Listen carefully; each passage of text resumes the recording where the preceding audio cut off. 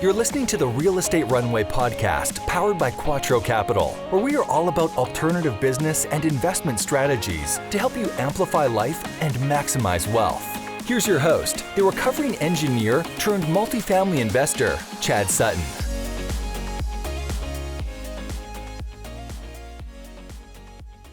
All right, Real Estate Runway family. Today we have a distinguished guest, Mr. Tyler Chester. He's a friend of Quattro Capital who was introduced to me by one of our internal partners.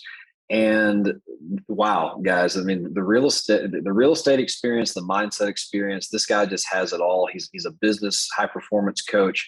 Can't wait for you to meet him. We're going to talk today about mindset for success, specifically in real estate, but it really applies to anything you're trying to do. We're going to talk about emotional intelligence and why we're in a people business here in real estate, what understanding the emotional intelligence aspect will do for you, as well as some things you can do to have more effective communication in all of your ventures. So this is some pretty highly, acute stuff that we can apply in any sense of the word. So without further ado, let's get into this episode. Here we go. All right, everyone. Welcome to another episode of the Real Estate Runway podcast. As always, I'm your host, Chad Sutton. We are here with Tyler Chester on just about New Year's Eve. I think it's December 29th of the craziest second year in a row that we've had, December 2021. So welcome to the show, Tyler. Really excited to have you on, brother.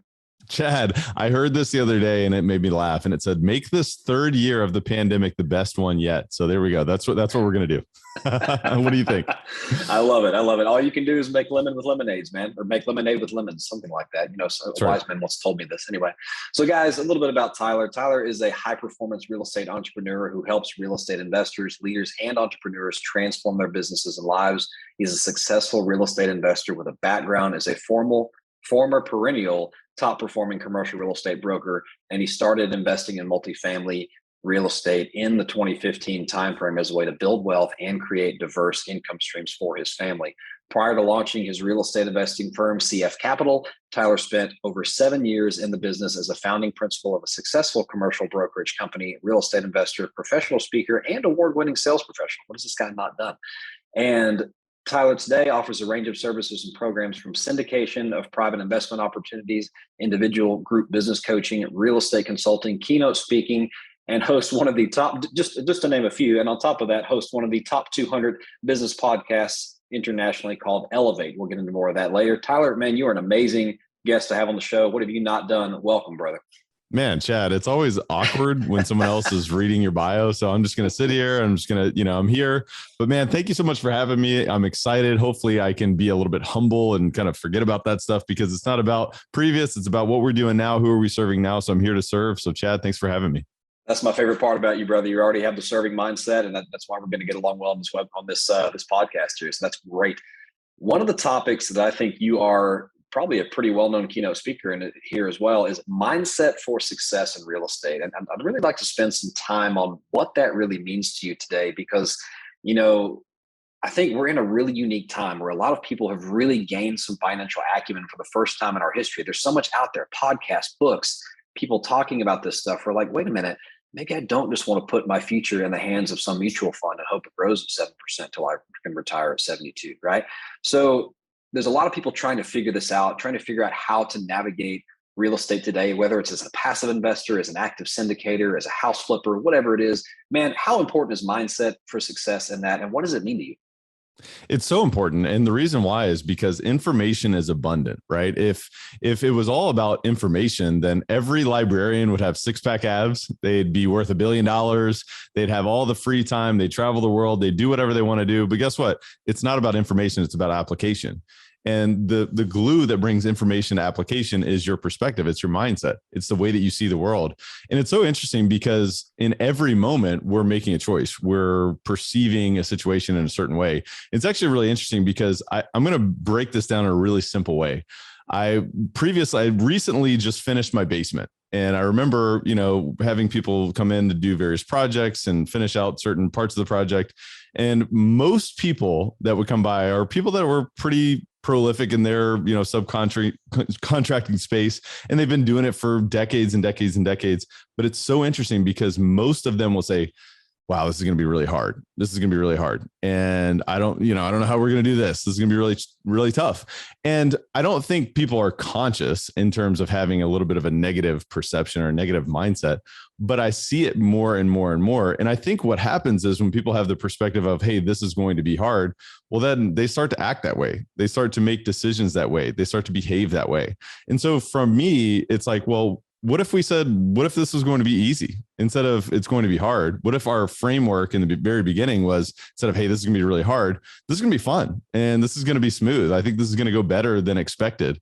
And that simple shift can change everything. And when you have a perspective of, you know what, this is going to be fun, this is going to be easy, maybe it's not going to be easy, but I'm going to learn something, it just changes the way that you interact with your work. And so for me, beliefs become actions, which then become habits. And so my foundational belief is that everything happens for me, right? Instead of everything happens to me. And so no matter what happens when I'm, investing in a deal or I'm making a decision based on potentially investing in a deal, I can either receive good feedback, which is going to allow me to proceed forward, or I'm going to receive bad feedback, which is going to allow me to learn, to grow, to get better. And so that the next opportunity, I can proceed forward in the direction that I wouldn't have known what to do if I didn't receive that experience. And so for me, it's a simple shift in that any moment I have the choice of saying, am I receiving the gifts or am I the victim of circumstances that are coming after me in a bad way? And so this is really a foundation. And I was actually just having a conversation with someone earlier, and we were talking about confidence, and confidence is a choice as well. And I don't think a lot of people realize that confidence is a choice. You actually start to behave in a more confident way when you feel and act confident. It's like you almost have to fake it until you make it. And I think it's important to not fake it in real estate and not to act like you're something that you're not. But little things like that in terms of confidence, and say, well, you know what? I'm confident in that I will do whatever it takes to succeed. I will figure it out. That's the other thing that I see a lot of times too, is that, you know what, maybe this task will be hard, but you know what, I'm going to figure it out. And maybe I will fail, but you know what, I'm going to get up. And I feel like the people that I see that succeed in this world are those that fall down 7 times and they get up 8. Those are the people that I appreciate more than those who are just 100% track record. They never fail. They never fall on their face, because guess what? Those people don't really exist. Social media wants us to think that they do, but they don't. And so for me, it all comes down to, well, wait a minute, this is a choice. And if I get to make a choice over the course of a week, then I've strengthened the fact that I'm more likely to make that choice the next week. I've also strengthened the fact that I'm going to make that choice over the next month. And now next thing I know, this has become a way of thinking, a way of being. And for me, if I can establish this type of habit, my behaviors and my actions start to become natural. And so having a conversation with you, it's like, you know what? I want to serve. I'm here to serve. I'm here to learn. I'm here to grow. But also I know that, you know what, I'm not going to be perfect. And so that gives me the ability to put myself in position to take action. So that's why for me, mindset is so critical, and it impacts everything, because we can get any piece of information through a book, through a podcast, through a website, through a webcast, whatever, but it all comes down to how are you applying that information? That is just incredible. And, I got to say, the cheesy little saying here, around here in Nashville, Tennessee, where I live, there's, country music is a thing. There's a lot of musicians trying to make it. You could go to any bar down on Broadway and listen to someone who's radio worthy and might be the next Luke Bryan or something like that tomorrow. You just never know.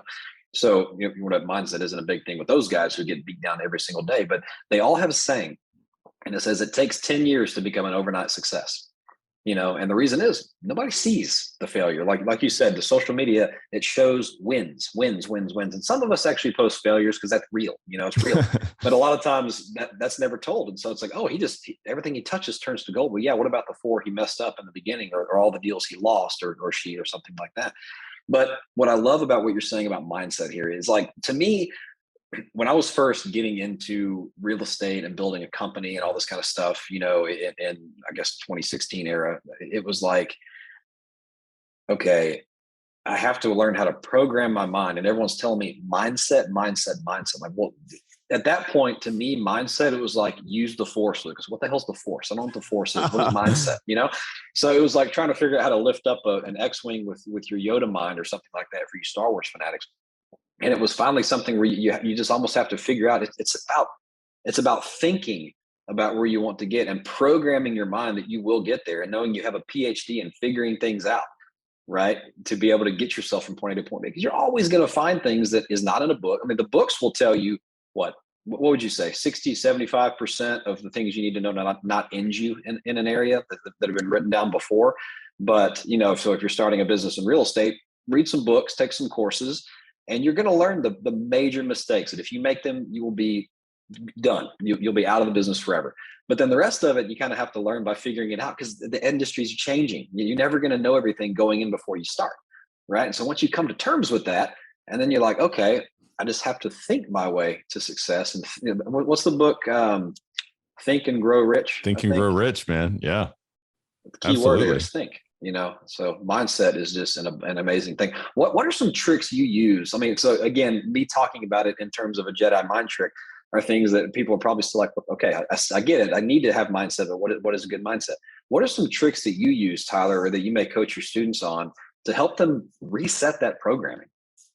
Well, first of all, I totally agree that, there's a certain percentage of your success that is delineated towards strategy and execution and so forth. But 80% of it comes down to your psychology. And at least that's what Tony Robbins has taught millions of people across the world. 80% of your success in anything comes down to your psychology. 20% comes down to the mechanics.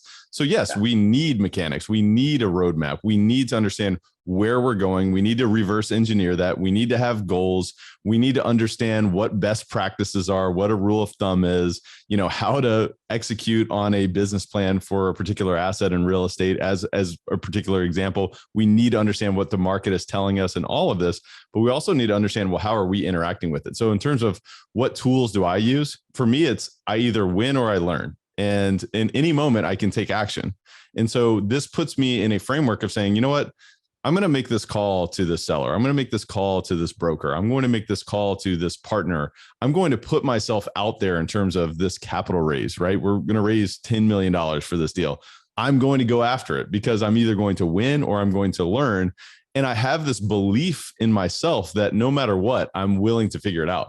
Here's the other shift that I've made over the past few years, and that many of your listeners may be making or may have made themselves.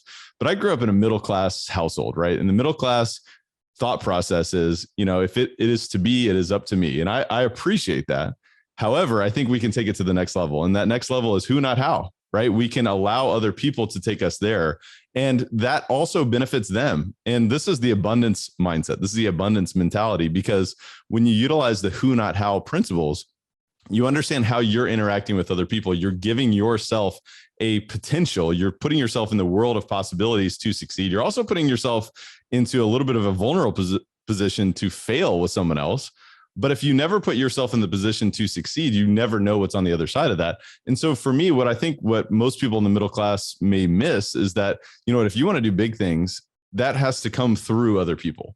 And it's not about using someone else, but it's about utilizing talents, utilizing resources, and giving to other people as well. And I think the abundance mentality is, instead of just receiving, it's give, and allow 2 + 2 to equal 8, to equal 20, to equal 300, 3,000. And to me, that's a beautiful application. And so for me, those are some of the thinking tools. But man, it goes on and on and on, because we're always having a discussion with ourselves. The discussion is, if I try, I might fail. If I put myself out there, I might be embarrassed. Someone might make fun of me. Someone might think I'm stupid, right? And so these conversations are going on whether we like it or not. And this is the saboteur. The saboteurs want to steal our dreams.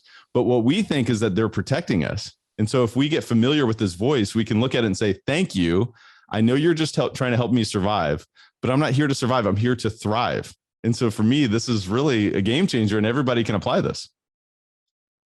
That is all fantastic. And, saboteurs are miserable individuals, typically, for one reason or other. Misery loves company. They would love for you to be a saboteur with them. So don't bow down to that kind of stuff. And I love everything you just said there, man. That is, pure wisdom.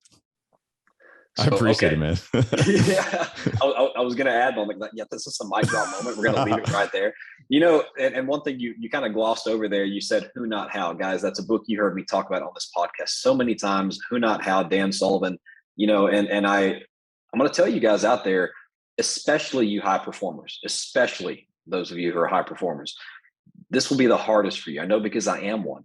you start having some success in business. And in the beginning, you're bootstrapping it. You're like, I can't spend money on this, or I don't believe I can spend money on this, And so you do things yourself for a long time. You get good at them and you start to believe no one can do things better than I can. And then you realize it doesn't matter because you only have 168 hours a week, and there becomes 10x that when you're following a Tony Robbins type of mentality. You start to have or a Grant Cardone mentality. You start to have a 10x type of growth in your business.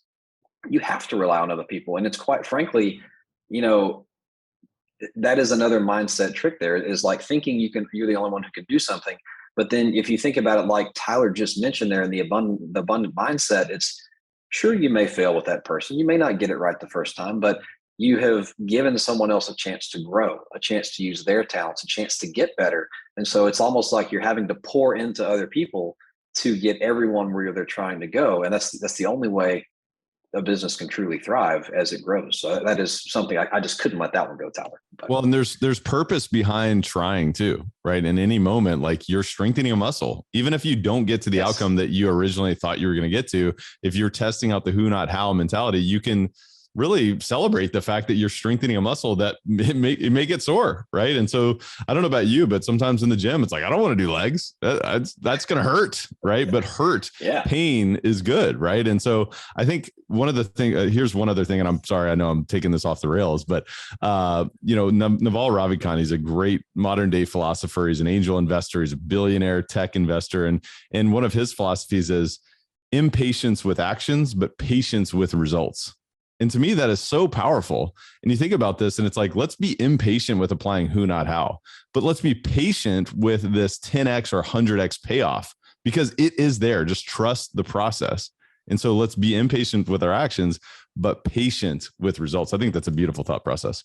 That makes so much sense. And it may even been him that drew the graph of success. And it's like, people think success is this exponential skyrocket. It's not. You have the slow growth and the drop, and then a couple of squigglies and a loop around, and then it starts going up. So the path does not look clear at all, and so you have to endure that, and then all of a sudden it just explodes. When you trust the process, like you're saying. I agree. So, dude, we could talk this all day. Let's jump to the next topic here for just a second. Emotional intelligence as an investor, business owner, and leader. So that's something I would love to dive into and hear your thoughts on, because to me, emotional intelligence. I'm a big there's a guy named Chris Voss wrote a book called Negotiating Life Like You're Never Split the Difference, Negotiating Like Your Life Depended on It. He's a former FBI hostage negotiator. I have also advocated for that book. It changed my life in so many ways when I learned those things. And the big premise of that book is applying tactical empathy through emotional intelligence. So to me, emotional intelligence is learning how to get win-win outcomes, or at least get where you're going through negotiation. What does it mean to you in real estate investment and leadership? Well, the centerpiece to success in real estate investing is relationships. At the end of the day, it's a people business, right? We talk about cash flow. We talk about projected return on investments. We talk about bricks and sticks. We talk about contractors and all this stuff. But at the end of the day, it's about relationships. And that comes down to relationships with our partners. It comes down to relationships with our property managers, relationships with our contractors, relationships with our investors, relationships with our residents or tenants. I mean, there's so many different relationships, right? There's vendors in our teams. If we're buying properties, we got our legal team, we have our accounting team, we have all of these different teams. And so ultimately, if we want to accomplish anything big, in my opinion, you've got to have the long-term mentality, like the long-term perspective, because this is not a get rich quick scheme. This is not a get rich quick business, but it's a get wealthy over time for sure business if you invest in other people. And so for me, the reason why emotional intelligence is so important is because if you want to get the most out of other people, you have to understand that we are fully dynamic individuals. Every human being has a huge array of emotions that we're experiencing at any moment in time. Some of us may be conscious of them. Some of us may be unconscious of them at any moment in time, but it takes an emotionally intelligent individual to be able to read that and to be able to dance in a relationship with someone else to say, you know what, you're not seeming like yourself right now. It's seeming like something might be off. Is everything okay? Instead of saying, look, I don't know why we're not 98% occupied right now. Let's just say you're my property manager. What is the deal with our occupancy? What is the deal with our showings? What is the deal with, work orders, all these different things? And a real leader steps back and says, you know what, is there something else at play here? How can I support you in these other areas so that you can be the best that you can be? And certainly there are times to reprimand if someone's not showing up to, to their highest potential and it's becoming an issue. Of course, those are different times, but I think that's an emotional, intelligent position to take as well, is to understand when to do that and when to not do that. But I think this comes down to play in so many different areas. You mentioned Never Split the Difference. That book is worth millions of dollars, not thousands, not hundreds of thousands, millions, maybe even tens of millions or hundreds of millions of dollars. I'm not overestimating this. I really am not. So if any of the listeners have not read that book, highly recommend it. But in any negotiation, I have tangible examples of those millions of dollars, by the way. So it really I'm is. Sure. Yeah, same here. And I can tell you that, in any negotiation, what I learned from that is that what we think is that everyone is we're practical and, we're very logical in our decision making, and it's all about principles. It's all about terms. It's all about price. It's really not. It's about, feelings. Ultimately, any negotiation can come down to a feeling. It can come down to protecting your family. It can come down to, having certainty in your future. And so understanding the depths of the dynamic sort of thought processes and emotions that human beings have, you have a much greater ability of helping people get that. And so for me, this is a training. I have to learn more about personalities. I have to learn more about psychology, to learn more about what drives other people, what drives human beings. And there are universal drivers for human beings, of course. But I think emotional intelligence is a critical piece. A lot of people miss it, frankly. And another great book is Emotional Intelligence 2.0. It's a great book, but there's many others, but I would highly recommend that the listeners study up and strengthen their own emotional intelligence. Yeah, we'll put that in the show notes. That's one that I think we call it EQ, right? Instead of Yes. IQ, it's EQ, emotional intelligence. What is your emotional, emotional intelligence IQ? So yeah, Right. I couldn't agree more with that. And guys and girls, tangible example here. I mentioned that we were actually in the scaling period of our business when COVID hit, right? So we were going from only operating our own properties to operating properties with private equity, and we did that very rapidly. For someone like Tyler, who's been around a long time, he saw this as well. I'm sure he had his sets of things to figure out. For us, we were still learning how to operate at scale, right? And what most operators were doing, I think we came at this with a fresh perspective because we weren't, long time operators. What a lot of operators were doing was, following the old methods and getting, effectively getting people while they were down, right? Well, guess what? I mean, if you show a little compassion and remember that you're managing an asset that houses, on a 300 unit asset, that's 300 families. It's probably like 500 people based on typical 2-bedroom occupancies, right? That's 500 people who are probably going through some kind of a hardship in their life. And if you just show them a little compassion, take the stimulus forms to their house and help them fill them out. It doesn't have to be things like concessions or free rent, but just show them compassion, treat them like people and not a number. You know how many loyal tenants we had come out of that, loyal residents who are still there today. And even, that they make sure that they support us because we supported them when they were down. That's all it takes sometimes. Those are the intangibles that it's just so hard to draw an ROI to and be like, well, if I exert this at this cost, what does it get me over here? You can't draw an ROI, across a spreadsheet on things that emotional intelligence will give you, right? Totally agree, man. And it is about playing the long game. If you cut corners, you're going to win the battle, but you're going to lose the war, right? Yeah. You're going to create, perhaps you're going to get rid of a tenant quickly. You're going to fill it back up, but you know what? You're just going to lose the long game. And I think we have to remember that this is about playing the long game. Emotional intelligence is not an easy thing to really step into proficiency or distinguished nature, but it is worth it. And it pays off in so many ways. And I think it pays off tremendously as a compound effect because of, you think about the example you just gave, think about all the referrals and, the goodwill of that community. I mean, that's amazing. It pays off in so many ways. Yeah. And we have a coach, I think a mutual coach, Trevor McGregor, who says something like when you face two speakers away from each other, right? They will play exactly 1x what that sound of that speaker is. But when you face them towards each other, you wind up with 3 to 5x of the sound, right? They ripple off each other. And that's what happens when you put goodwill into the community like that, right? It starts to amplify and you actually build a community and things of that sort. So that's just one example of where emotional intelligence can help you. I love it. Well, Tyler, one more topic. I'm going to let this episode go long because this one's good, man. I'm enjoying this meet. So we're just going to hit all three topics here. Let's talk about the pillars of effective communication. That is something you are a noteworthy speaker on. And, not only are we in the people business, but being in the people business, communication is kind of key.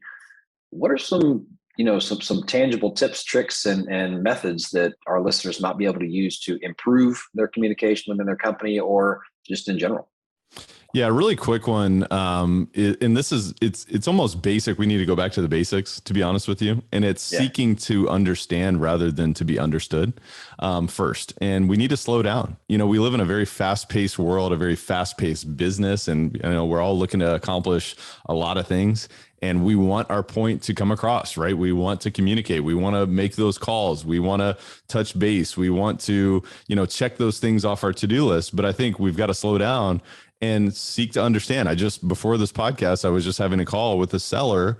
And, of course, our team wants to, share, hey, here's how we're going to, execute on this deal. And here's exactly what we're going to give you and this, that, and the other. But my thought is, hey, look, guys, we need to kind of slow down. We need to take a chill pill. We need to understand, what is he looking to accomplish here? What are his goals? What are his outcomes?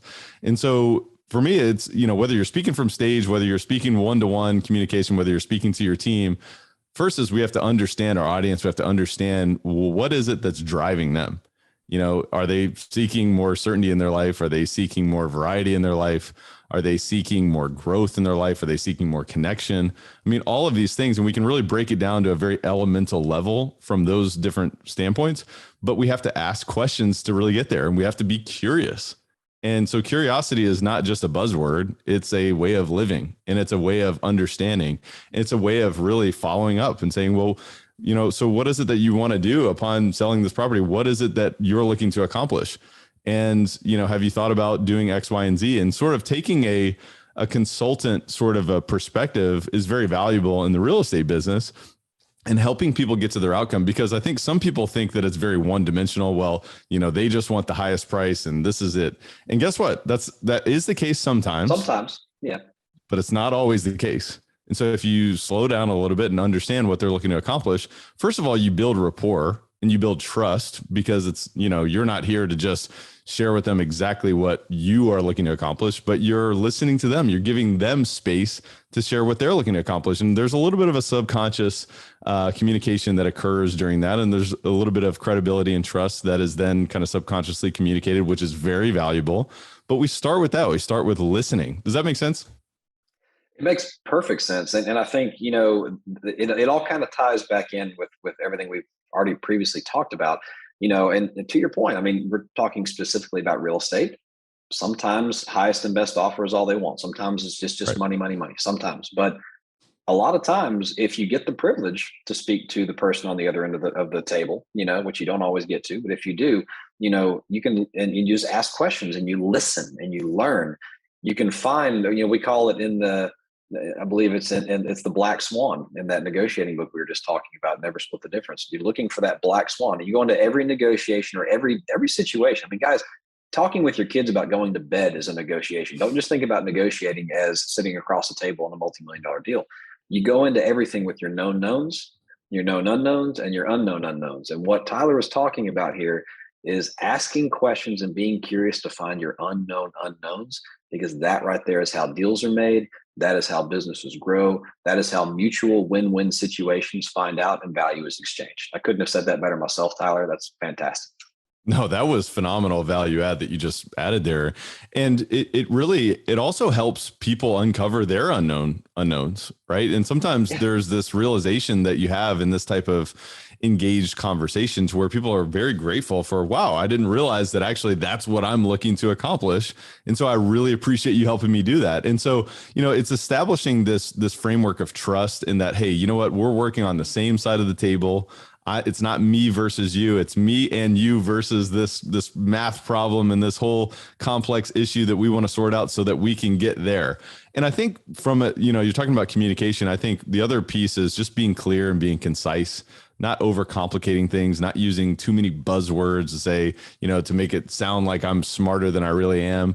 It's being simple. It's being human. It's being straight up with somebody. And showing people that you are committed to doing what you say you're going to do. I think communication ultimately comes full circle when your actions back up your words. And so for me, that's what communication is all about. 110%. Man, Tyler, I could talk to you all day, and I think I've already run my bill up being 10 minutes over the 25-minute episode. So I'm gonna slow down here a little bit. But guys, 3 questions that I've got to ask this man before we let him go. First one, Tyler, what is your superpower as it relates to this business or your profession in general? I would say my commitment to constant and never ending improvement. One of the things that I am a core believer on is that your success will only really lead your personal development. And so for me, I'm committed to reading. I'm committed to having conversations with individuals like you. I'm committed to investing in myself, whether it's through masterminds or going to conferences or, being a part of peer groups. I'm just always committed to personal development. And I think that that's been really the key to my success. And, I'll take that a step further to say I'm committed to being a leader, not only of myself, but other people. And I think that with real estate being, the core piece of success in real estate being relationships, if I can lead other people in a humble way, in a servant leadership type of way, then I think that we can really go further faster. And I think that that's how the compound effect really takes hold. So for me, it's personal development and leadership. I love that, man. Personal development and leadership. That is, incredible. All right. We've heard a lot of reasons why you're awesome on this podcast and a lot of your knowledge, but man, give me some dirt. And I got to rephrase this question. Usually I say, tell me what your biggest failure is and what did you learn from it? I'm just going to say, what was your biggest learning experience? Because for you, failure is learning. So, yeah, I talk about this one a lot. When I got started in real estate, the first deal I ever invested in was an 8-unit property. And previous to that, I was a commercial real estate broker and I sold, hundreds of millions of dollars in properties. And of course I was the big bad broker and pounding my chest on all these closed deals. And then the first deal I ever buy, it's like, man, I fell on my face in so many different ways. I made tons of mistakes. I probably overpaid for the property. I underestimated CapEx. I did not have a team in place. I had a loaded rent roll. I had roaches, rats, drug dealers. It was crazy. And so I bought it. I actually closed in October, and that entire winter was hard for me to sleep in many ways. And I was humbled in a very big way to realize that investing and seeing a business plan through is much different than selling a property and saying, I'll see you at the next closing table. So for me, that was a big learning experience, one that I come back to often. That makes sense. And, kudos, man. You lived to tell the tale and you took your scars and stripes and went on to the next thing and learned. And I'm sure you didn't make those same mistakes in the second deal. No, that's right. And that's what they say is the definition of insanity. If you keep committing the same mistakes twice, but of course I haven't been perfect and I've still continued to make mistakes, but just much less severe ones each one. Another guest I had on the show and an indirect mentor of mine, a guy named Bill Ham out of the Jake and Gino community. He modified. So I've never stepped into a bear trap on the air before, but he got me. So he asked me, he's like, Chad, what is the definition of insanity? And I said exactly what you said, quoting Albert Einstein. He goes, no. I was like, really? He goes, if you take it to the limit, what is practice? And I define practice like, oh man, it's the same thing. Repeating the steps over and over, expected different results, right? So, so practice, I guess, could be insanity if that's the case. But the point is, sometimes you have to keep making mistakes until you get it right, so it's a very interesting concept. Sorry, that was a squirrel. We're going to put that to the side and come back to the conversation, man. All right, last question here. So you have a couple of value add pieces that our listeners can find out there. You've got a fantastic podcast I'd love to hear about. You have a coaching program I'd love to hear about. And you also, like Quattro Capital, are involved in syndicated investments. So if you don't mind just kind of giving the listeners a little bit of a, what's what on those 3 topics, and we'll make sure to include that in the show notes. Awesome, man. Thank you. Yeah. Elevate podcast is all about mindset, mind expansion, and personal development for high performing real estate investors. We talk to the world's leading experts on so many different topics. We've had guys like Seth Godin. We've had, the big wave surfer, Laird Hamilton. We've also had some of the most prolific real estate investors across the world. We've had some of the top economists, Peter Linneman and others, and so many other incredible people. And really, we dive into the topics of mindset, mind expansion, personal personal development for people who want to take their life and their business to the next level. And so that's what Elevate's all about. So go check that out on wherever it is that you listen to podcasts. If you're here listening, would love to invite you to come check out Elevate. And then as far as coaching goes, I work with high-performing real estate investors who want to take their life and their business to the next level. I do work with folks on a one-to-one basis at a very limited scale because I am a full-time real estate investor myself. You mentioned CF Capital. We focus on value add B and C multifamily communities across the Midwest and Southeast. We are headquartered in Louisville, Kentucky, and we invest in Kentucky, Indiana, Tennessee, and Ohio. And we invite accredited investors to partner with us on those acquisitions. So what we do is we go in and we fix problems. I mean, that's kind of what we are. We're all about fixing problems. It's really, we keep it simple. We fix problems and we focus on long-term relationships. That's how our business is kind of felt through all the things that we do. But folks can learn more about us at cfcapllc.com. We do have a free ebook there. It's called The Bottom Line, and it's the 10 ways to increase cash flow in an apartment complex. So if you're an active investor yourself, or you want to learn more about what it would look like to invest with our team, just go visit cfcapllc.com. And that's my story. And that's what I'm sticking to, Chad. Fantastic. Y'all, please don't write and drive. We say don't text and drive, don't write and drive. This is in the show notes. When you get where you're going, scroll down, find it. You'll see all three of those websites. Not a problem. Tyler, man, nugget after nugget after nugget. Thank you for coming on the show and blessing us with some of your knowledge here and your experience. And I guess of those three avenues, what is the best way for our listeners to get in touch with you should they choose to do so? Yeah, an easy way for them to get in touch with me is just go to tylerchesser.com. It's kind of a hub for all the things that I just shared. And if people want to reach out directly, they can do so directly on that website. But man, Chad, this was so much fun. I'm just here to learn. I'm here to grow. I'm here to hopefully share some nugget of wisdom that, by the way, was passed to me. You know what I mean? I am a conduit for wisdom from other people, from other experiences and all these things. And so I just want to encourage the listeners to recognize that they can also be that conduit. No matter where you are in your journey, you can add value. You can try, and you probably will fail, but guess what? The only way that you're going to succeed is if you give yourself the possibility to succeed. And that's the willingness of failure. And so I'm just grateful for this. I'm excited to see what happens next. I'm excited to have a relationship with you, and let's see what happens. Chad, what do you think? Man, we're going to mic drop it on that right there. Folks, this has been another episode of the Real Estate Runway Podcast. Over and out. We hope this episode was insightful and brought value to your day. If so, please be awesome and leave us a 5-star review. Find out how Team Quattro can help you at thequattroway.com. Until next time, this is the Real Estate Runway Podcast.